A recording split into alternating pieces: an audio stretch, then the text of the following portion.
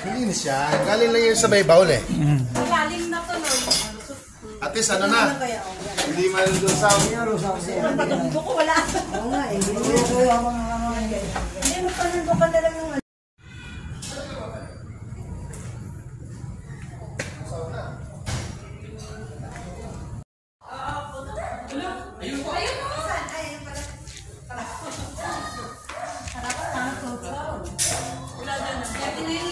Bakit ito ba dinilit na pulong na hindi ko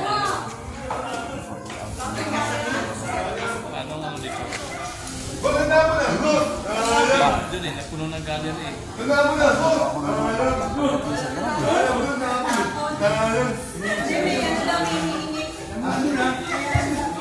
Ay, binibigyan ako. Thank you very much.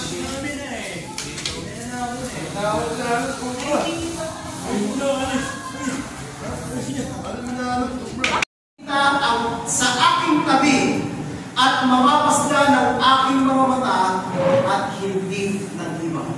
Yun yung pangundang hawakan ni Patriarchang si Job. Tumingin siya sa panahon ng ikalawang pagdating ng ating Panginoong Hesus. Sumasampalataya siya na sa kanyang muling pagkabuhay ay pakikita niya mismo ang Diyos. Ganon katindi ang pananampalataya ni Job. Kaya tayo rin, at yung mga naunanang mga namatay na mayroong pananampalataya ng salibigan. Kaya kamatayan hindi natin dapat katakutan, sapagkat alam natin si Kristo ay nabuhay na magaling. At ang mga sumasampalataya sa Panginoon sa kanyang muling magbabalik ay bubuhayin din at kasama si Job na nanampalataya. Nasabi na rin ito, nag-aantay sa pagpapalik ng ating Panginoon. Maaaring tanong natin, paano ba pamamaraan ang pagpapalik ng ating Panginoon Hesus? Itinalangin mo yan sa Biblia. Ang sabi nito, si Jesus ay nagbalik na matapos silang mahihikayat sa conversion. Ang sabi nito, pamamaraan ng pagpapalik ni Yesu Kristo ay may nagtatanong.